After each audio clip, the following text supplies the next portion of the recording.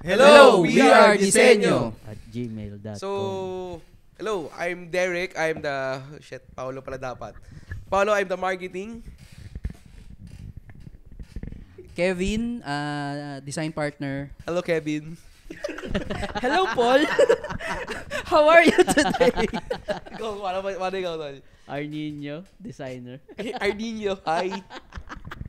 Hello. Ako si Mario. Architect. Architect Mario. Principal architect. Ayun. Yes, So, yun. We are Disenyo and ano bang ginagawa natin? okay, we are the design company, di ba? Mm. So, we're Ano kami, architectural firm na nag-decide na mag podcast to pag-usapan yung mga things about architecture and also to promote our podcast. Kasi syempre, yun naman yung ginagawa. dito promote our studio na rin. Also to promote our works and our studio. Yeah. Yun. So, pag-usapan muna tayo ng ating head architect na walang hair. Kasi birthday niya kahapon. Kahapon, So, siya ang bida. Birthday, man. Happy birthday, pare. Thank you. Birthday, tol. Thanks. Saan tayo mamaya? Ha? Nah, joke lang. Saan tayo mamaya? Marami pa siya pipirma. Marami pa akong pipirmahan. Yun. So, pipirman. So, yung ba yung ginagawa sa umaga? Hindi eh. Gabi na no? Oo, gabi na. Hindi, sa umaga, syempre, gigising ka. Baduy nun, no? Pero yung usual tawag dito? Work schedule ko sa umaga, pagkatapos ko mag-breakfast, nag-check na ako agad ng mga emails. So, kung may kailangang i-follow up na suppliers or may mga deadlines and kung may additional workload, so may queries, yun na yung chine-check ko. And then, after nun, so I do my usual routine na Workout. prepare ng ng documents for delivery sa office. And then yun, after nun, pag may spare time, I also do design na rin dun sa kapag ka ako'y nakatoka dun sa general concept ng isang project. So, sa design ba, pare? Arky, ano bang usually design concept mo? Style. Style muna. Yung style kasi nagde-depend sa gusto nung client eh. Pero kung ako yung tatanungin, kung yung parang gusto kong design style, leaning ako into minimalist tropical architecture. Yun. So, mas gusto ko kasi yung may nakakita ko ng indoor courtyard sa loob ng isang interior. Yun kanina nga, while going dun sa site na pag-usapan din namin ni Inot. Kung parang dun sa isang project, parang sabi ko, alam mo, kung ako yung nag-design yan, maglalagay ako ng interior courtyard dyan sa ganyang kalaking site. Kasi, gusto ko talagang nai-integrate yung, kumbaga pag nasa interior ka, Nature elements. part na rin ng exterior mo yung interior. So, very particular ako dun sa ganong style. So, whenever there's a client na may chance ako na pwedeng gawin yun, Ginagrab mo agad na ginagawa mo agad. Oo. Ini-include mo agad siya. Tawag dito? Sinasay ko agad siya na, alam mo, maganda maglagay ng ganito dito sa ganitong portion. So, sa mga viewers natin na hindi technical yung eyes sa ganyan, when you say minimalist tropical, ano ba pwede mong example yung sa Pilipinas na lugar na pwede lang i-imagine na ganun pala yung gusto mong style? Minimalist tropical. Siguro yung mga... Ano ba siya? Nakakita na kayo ng works ni... sikat siya ngayon eh, pero more leaning into brutalist siya eh. Pero minimalist siya in a way na minimal lang yung materials na ginamit niya. Si Amon Kali. Amon Kali. Oo. Tawag dito.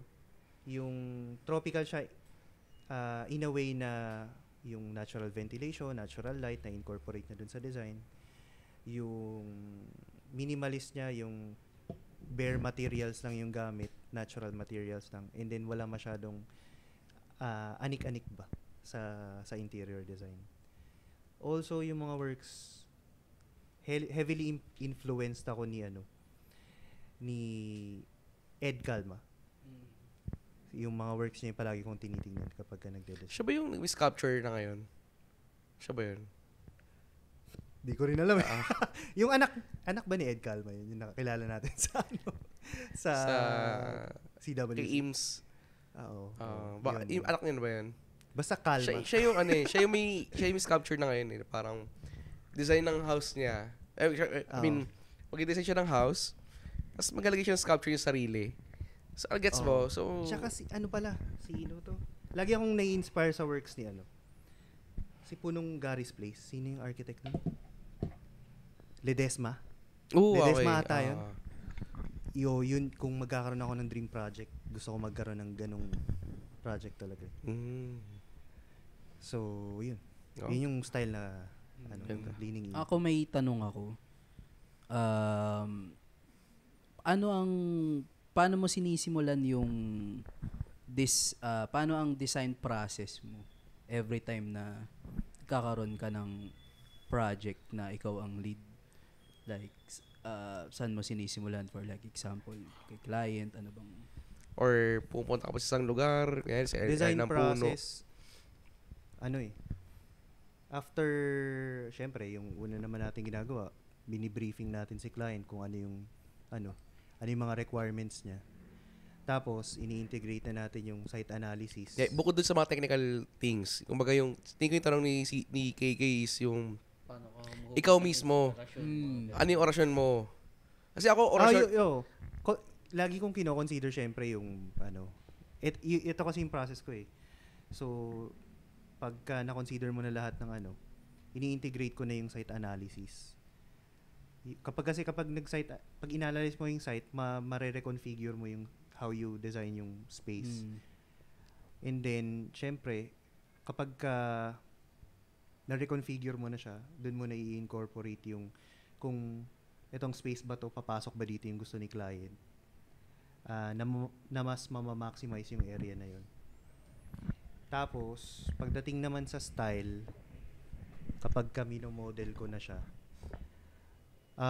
lagi ang isa sa mga inspiration ko talaga yung Malaysian homes. Gusto ko yung kung paano yung mga design solutions nila. Mga high pitch roof.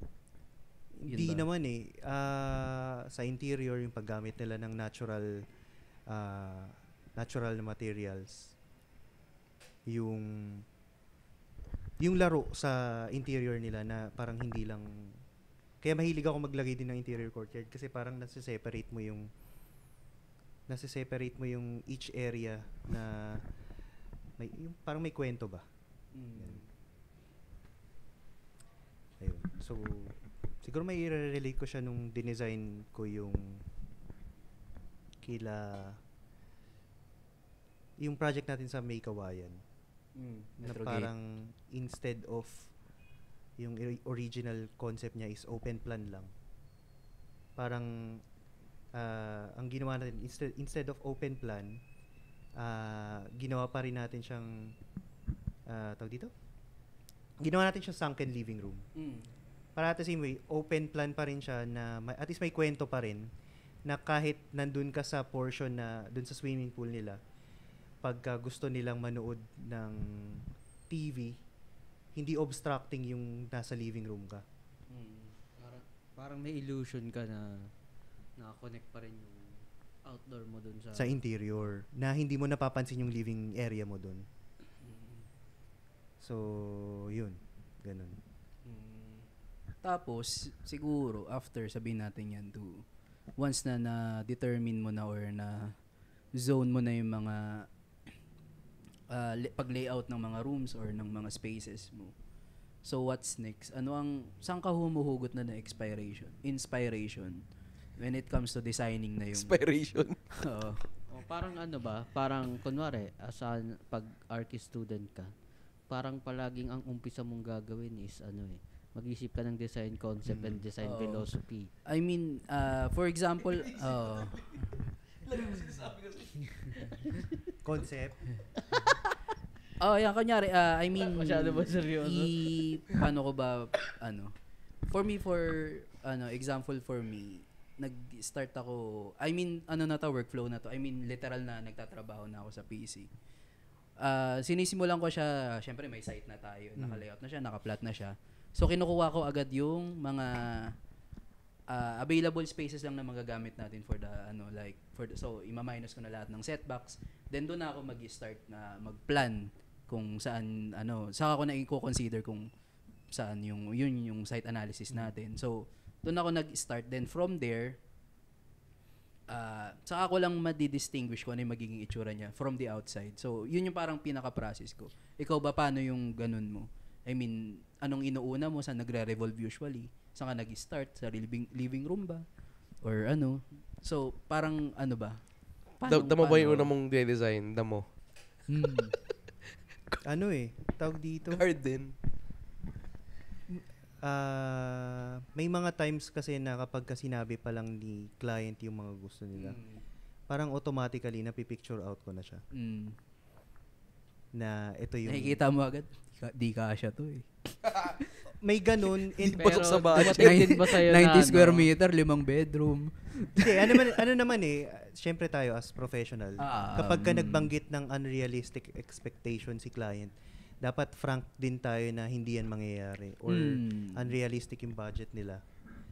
Sinasabi na natin agad yan eh. So, yun.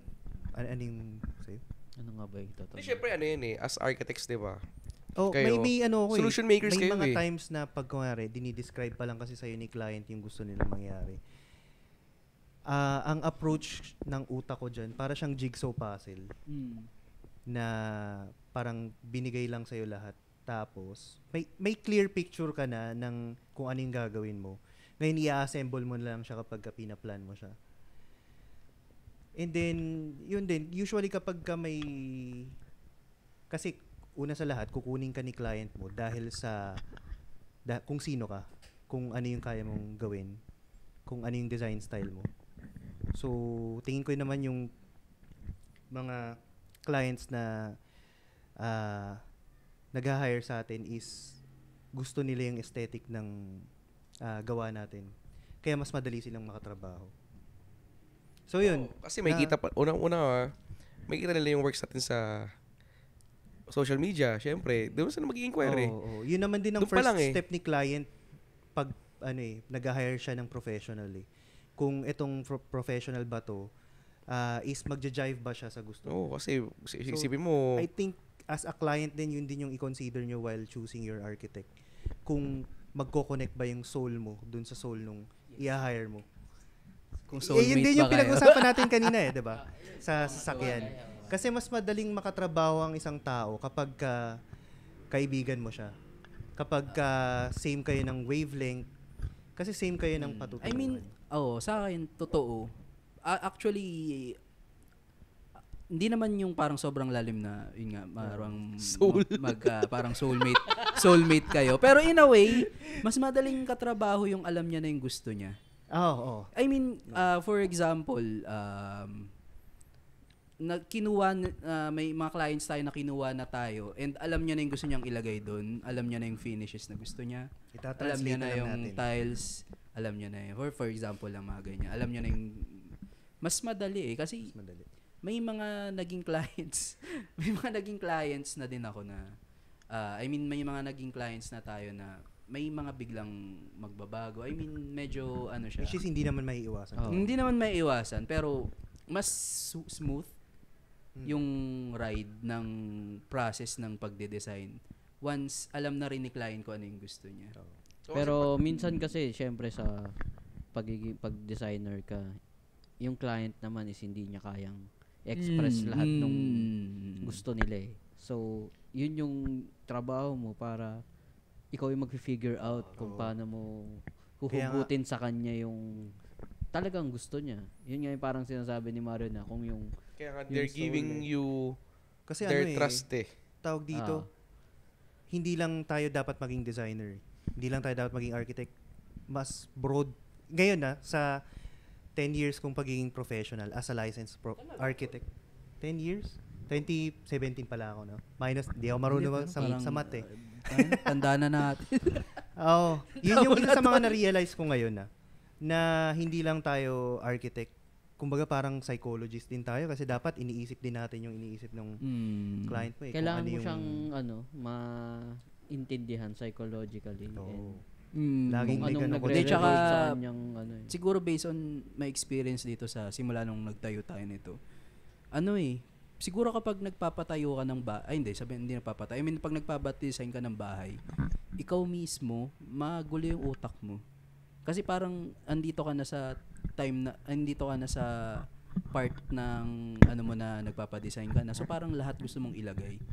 So parang may mga clients na all over the place na gusto kuha lang ng inspiration, pero kapag pagbigay sa atin, chop suey na to. May nakita akong ganyang kung paano niya nasolusyonan yung ganung bagay. Ano nga ba ang interior designer? Sino nga ba yan? Si Karin Bon, na nung pinakita niya yung pegs nung client niya, chop suey talaga. Pero ang ginawa niya, nilatag niya yung lahat ng peg, tapos pinili niya yung similar dun sa lahat ng peg. Tapos yun yung in-integrate niya dun sa design niya. Siguro yun yung isa sa mga mga tawag dito, na take into consideration ko nung pinapanood ko siya dati. May nakita din ako ganyan, parang siya, designer siya, architect din. Nung pinagsama-sama niya yung pegs nung client niya or yung reference image, magkakaiba talaga chop suey. Pero dun sa mga picture na yun, merong isang one element na nandun every photos andun. Tapos yun lang yung ginamit niya, yun lang kinuha niya. Parang yun na kasi Umokay yung sa key client factor niya. nun eh. Oo. Yun na yung key factor. So parang siguro subconsciously mga client din, kahit marami silang nakikita pero may element talaga na kailangan mong hanapin. Yun yung natin, trabaho as a designer. Yung kaya nga more than the design, rin tayo, parang kailangan natin isipin yung iniisip nila. Para makurot natin yung nila, yung puso. Ako, question ako. So sabihin natin nasa nakuha na tayo ni client eh. So ikaw, Tol, ikaw as professional, how do you turn down the client? Ngayon, how you turn down na in a way na respectful na ang pangit na nito, ma'am. I mean, may kasi alam mo yung yung parang may project ka na ang daming nagbago na parang ayoko na ng itsura nito. So yan ikaw, malaking factor yan paano kung kinuha ka nung client as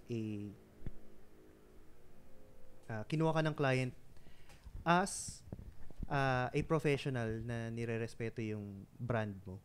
Kasi kung kumuha lang siya ng archi lang na random lang na, hindi, ilagay mo yan. Tawag dito, hindi kayo magkakatrabaho ng maayos. Pero na rin yan eh, at the end of the day, choice mo yan eh. Kasi diyan mo malalaman kung anong path ng pagiging designer yung gusto mong punta. Pero ikaw na-experience mo na ba yan? Sa experience ko na ngayon, I mean, syempre tayo, marami na tayo na experience na ganyan. Ngayon, ang ginagawa ko, slowly, ko na, parang, syempre kung hindi na kami nagja-jive in nung client, slowly, nag-i-step down na ako na, tawag dito? Sige, i-hire mo na lang ako as a design professional na, tawag dito? Magsasabi sa'yo kung maganda o hindi yung ilalagay mo. Pero hindi yung magde-design para sa'yo. Parang consultant. So, na-experience mo na ba yan consultant na you had to reject yung request ni client na let's put these styles or ito yung style naman? Meron. May client akong na-experience na ganun na ni-reject ko talaga siya. Pero, once na ni-reject mo siya, dapat meron ka na ring alternative na, sir, mas babagay ito sa ganitong area. Na hindi rin naman malayo sa choice niya. Oo. Ang mahalaga dyan is dapat yung attitude mo dyan, hindi maganda yan eh. Hindi maganda yan eh. Dapat tawag dito, sige sir, hanap tayo ng mas babagay pa. Or sige ma'am, hahanap tayo ng mas babagay pa. Na-experience mo na ba yung pre? I mean, ako sa akin sa tagal nating magkatrabaho dito sa disenyo. may mga clients tayo na okay na sa atin, Mm. tapos may ipapapalit siya. Mm. Kaso ang pangit ng kalalabasan. As in, ang pangit. Oo. Ang ano parang ang anong i-turn down. Ang ano kasi parang ako nag-design yan, tapos parang ganito yung kalalabasan. So parang Ang sarap how sabihin. do you ikaw na-experience mo na ba yun na parang medyo sumakit yung puso mo na? Pangit mo ng kinalabasan. Depende ata yan sa ano eh. Sa degree nung daming beses nang nangyari yun sa isang project. Oh. Parang minsan mapapagod ka, sige bahala ka. Oh, yun. Taxing din siya sa ano mentally. Oo. May times na sige na nga, okay na yan. Pero kailangan pa rin maging honest ka sa client mo na hindi mo gusto yan. Pwede mo siyang gawin, pero hindi mo yan. Oo nga eh. Kailangan mo lang maging honest sa kanya, hindi yung oo ka lang ng oo, pero at the end of the day, hindi mo siya gusto. Or babawiin mo siya sa ibang bagay. Kunyari, may gusto siyang ganitong furniture. Ganitong certain fixture. Siyempre, para mag-complement yun dun sa buong interior mo, mag-ano ka na lang, magsasuggest ka na lang para bumagay yung sabihin natin certain color or yung certain style, ganyan. Pero kasi at the end of the day, client's discretion pa rin yan eh. Ayun nga eh. Parang ano ba to? Yung lagi nating napag-uusapan once kapag tayo, nagko-conceptualize. Yung parang lagi nating buong bibigla. Hindi naman kasi tayo titira doon, kaya client pa din ang masusunod. Oo. Ano rin yan. Kaya mahalaga talaga, nagtitiwala sa'yo yung kliyente. Kasi, ibang, ano yan eh, tawag dito, hindi lang naman siya yung client na, sa ibang client naman natin, na pull off naman natin yung gusto natin na gusto rin ng client. So, depende yan sa kung gaano tayo tinatrust ng client na to handle their design. So, syempre, hindi natin maiiwasan na lalo na may mga outside preferences yung kumbaga ang tawag namin dun sa site nun consultant. May mga outside opinion yung iba. Ako honestly naging honest. Baduy. Ang corny no. Honest times 2, no? Tatlo na yun. Ay, sorry. Lang pala. Bobo talaga sa mat eh. Yun. Sabihin mo lang sa client na na hindi mo siya gusto, pero kung yan yung gusto mo, okay pa rin naman siya. Yun. Pero may mga times din talaga na hindi mo makokontrol eh. Talaga eh. I mean, sa dinamin namin na naging client natin, parang sabihin nating 8 out of 10 may disagreements sa sa loob ng design pagdating. Pero hindi naman siya super layo. Hindi siya super layo, pero may mga times talaga na medyo masisira yung pinaka hindi, may nasira na ba? Wala pa naman. Hindi nasira. Yung parang yung design intent ba? May effect. Yung design intent mo nawala dahil sa yung intention ng design sa bahay or sa structure sa space, minsan may disagreements talaga na ito talaga yung gusto ni client. Diba? So ang tanong mo, kung may na-experience akong ganun? O tsaka paano mo hinandle? But although nasagot mo naman na nag-step down ka na Pros and cons. Oo. Ito yung pros niyan, ito yung cons niyan. So i-weigh in natin kung ano yung mas gusto nyo. Kung mas lamang ang pros, syempre, di papabago natin yan. Mas lamang ang cons, tama ba? Kung mas lamang ang cons, papabago natin yan. Kung okay na kayo sa pro. Yun. Kasi mediator ka rin eh. Hindi ka lang naman nasa designer. Mediator ka rin nung utak niya. Sa akin sa opinion ko lang. Totoo. Sa bagay. Kaya ba? alin? Ako kasi based on my experience sa ganyan, I mean, may mga times na sa design process pa lang or sa schematic designs pa lang, syempre sa schematic designs nabubuo na natin yung ano eh, Mismong yung ano nung character nung nung project. So may times na biglang may ipapabago, and pag nabago yung kahit sabi nating simpleng kahit yung tiles lang or kahit yung pintura lang nito, nagbabago yung character ni ano. So parang ang bigat. yan, tawag dito? So parang ang ano nun, parang sa akin, so you have to parang kailangan natin mag-redesign ulit kung gagawin natin to. Yun yung mga times na parang Ang sa akin dyan, as an architect, pag may gusto si client, hindi mo siya syempre pwedeng kontrahin. Oo, yun nga eh. Kasi bahay niya yan eh. Pero, yung gusto ni client, pwede mo siyang i-integrate in such a way na hindi mo yan yung trabaho natin as a designer, na ma-incorporate yung gusto niya nang hindi naapektuhan yung general concept ng design. So, like, kunyari, kung may gusto siyang kulay na i-integrate, kulayan mo nga ng ng orange instead of neon green. yun. Instead of kulayan mo ng neon green, pwede nating ang lagi kong sinasabi kay client, yung gusto mong color concept, tawag dito, pwede natin siyang integrate sa accent. Hindi kasi syempre sinasabi ko rin, yung isa sa mga design style ko is yung interior mo or yung exterior mo, it would last. Yung design niya pang tawag dito, transitional ba? Ganun. So any tawag dito, season, comply siya sa requirement ng design. So kaya kapag ganun, kunyari may client tayo na na green yung na gusto sa walls. Although sa actual talaga pero maganda pala. Maganda. Maganda yung naging nangyari. Magaling din yung pero una kong sinabi sa kanya, maybe we could integrate yung gusto mong color sa mga accent pillows na para at least yung living room mo, pwede mo siyang i-redesign ng kahit anong kulay. Yung kuwari ayaw mo na ng green, hindi ka na magpaparepaint ng bonggam-bongga. Yung mo na lang, throw pillows mo na lang yung papalitan mo. Minsan learning curve din sa atin yun. Hanggat hindi natin sinusubukan, hindi rin natin. Oo, may. Minsan, kunwari, although, may times tol na hindi naman sa sobrang against ka, na lang. Hindi mo lang siya... Not your cup of tea. May na-experience ako na ang ganda nung tiles na napili natin.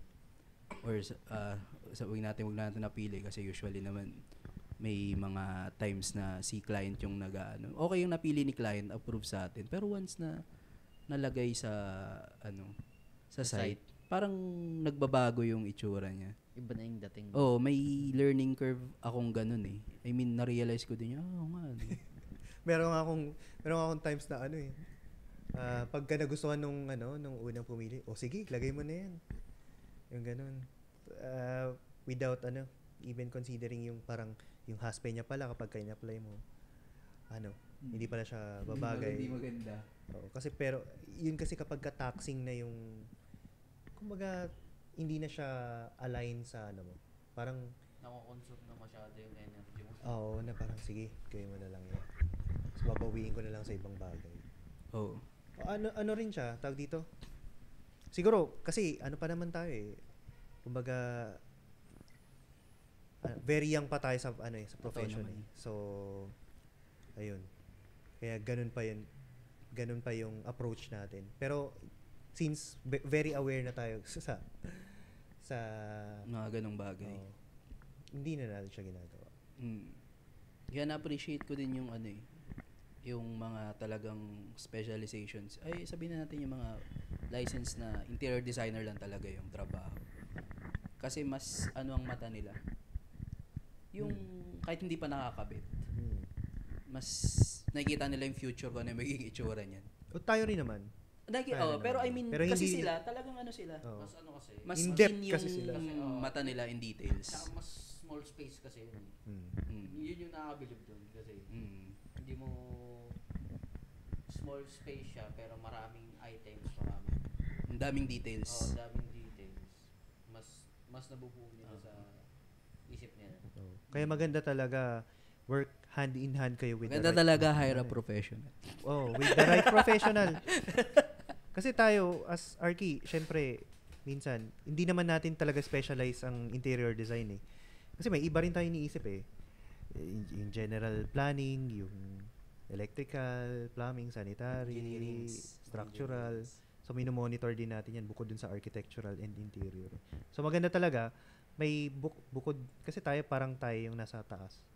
Meron pa tayong, kumbaga, mga specialized person to delegate on certain tasks. Amen. Ikaw, anong ano mo? Wala. Wala. Natulog ka na eh. Ang haba nun, ano? I mean, okay. Pero maganda ang pag-usapan. Informative kasi. Oh. Diba? Again, Marami pa nga kang naisip na magandang tanong. Yun yung yun yung design style ko. Siyempre, as I grow as a designer, as an architect, nag-improve din tayo. Hanggat nabubuhay ka naman, mag-iiba yan. Malay mo, maging pari na ako next. Depende kung sarado yung isip mo. Yun din ang, although may mga sumisikat din naman na gano'n, yung pagka very close lang sila sa design concept nila. Hindi naman sila, hindi naman sarado isip nila. Gusto lang nila mag-focus doon at yun talaga yung style i-master nila. yung ganung klaseng style. Brutalist. Si Amon, si Cal. Idol yun eh. Idol yun. So ang mga kumukuha sa kanyang client kasi, yun nga yung sinasabi ko kanina. Alam na ni client yung gusto niya. Oo. 'Di ba? So, kumbaga yung soul niya nakakonect na dun sa napaka-smooth. Siya kasi Mas challenging talaga yung medyo pag medyo all over the place talaga. Medyo kasi Hirap noon minsan kapag iba yung trip nung na-design nung client. Kailangan mo aralin eh. Oo. Kailangan mo aralin. Doon tumatagal yung schematic design natin, yung conceptual phase. Kailangan mo aralin. So, okay din siya. Kasi natututo ka. Kaso nga lang syempre, mahirap maging master ng marami. Hindi mo ma-master ang karamihan. O kung gusto nyong makita yung design style namin, punta kayo sa page namin sa DSNY. check nyo lang. Patay na si Paul. Ay, natulog ka na pre. Kaka-primera mo yun eh. Gago nagmura. Ay, sorry. Okay lang. Rinig ka pa rin yan to. Okay ba sa'yo yung ganun, Paul? Okay naman. Bakit mo sinabi yan? Ewan ko. Feeling ko, ikakat na niya eh. Nakatulog na si Paul eh. Di na siya nagsasalita. Or izo-zoom in niya na lang sa atin dalawa. Konti na lang to, lihilik na siya. Ay, hindi. Pero okay yun. Okay Pwede yun. na maikate. Hindi, ikaw ba? Anong feeling mo sa ganung take? Okay yun sa'yo yung ganun. May iba ka bang naiisip? Kasi ako, Kailangan pakinggan, ng... Ikaw lang muna. Kasi di ko alam eh. Gusto mo i-absorb pa siya muna. Ako kasi yung ginawa namin kanina, yun, organic yun eh. Organic. Organic conversation yun eh. Yun yung iniisip ko sa informative. Ganun siya kapag ka podcast. sinabi mong professional, ganun ka formal yun. Actually, hindi pa nga siya sobrang formal. Oo. I mean, natural naka-record pa nga rin tayo hanggang ngayon. Ako okay sa akin yan. Ako, Natural kung pagdating sa organic, hindi siya ganun ka strict, Hindi siya pero ganun. organic siya. Hindi mo kailangan pilitin, hindi mo kailangan ng tempo. Okay na yun. Yun. Sige, pakinggan mo na lang, edit mo na lang din. Anong ending Na lang natin? yun, tapos mag-ending. Hindi, may outro ba tayo? Kung sakali. Ay, yung... O fade out na lang. So, I'm Architect Mario and I'm from Disenyo and... Hindi, tawag dito? Paano ba ini-end yung usually mga ganun? Naka-record pa rin to, no? Sige, ituloy lang natin yung conversation hanggang sa mag-end. Ako naisip ko fade out lang. So, ayun. Fade out tapos yung intro music. Kung meron man, katulad nung sa pantry session. Okay, may... Kasi diba, saka ba namin ang pwedeng intro i-follow? ng pantry session, music, logo, fade in, ganun. Nung naisip ko, intro, Yung parang yung mga transitions fade in, sa tapos mga reels. Tapos fade out ulit and out. Yun ang naisip ko. Sige. Ikaw na bahala. Cut na ba yan? Baka pwede na mag-date. Ako okay sa akin yun. Na rin ako. I mean, yun ang nakikita kong... Yun ang nakikita kong ruta kung pag-uusapan natin. Kung ganun siya Hindi kasi ka-professional. ganun ka-strict. Kasi pwede pa rin tayo magmura, magtawanan, mag-joke.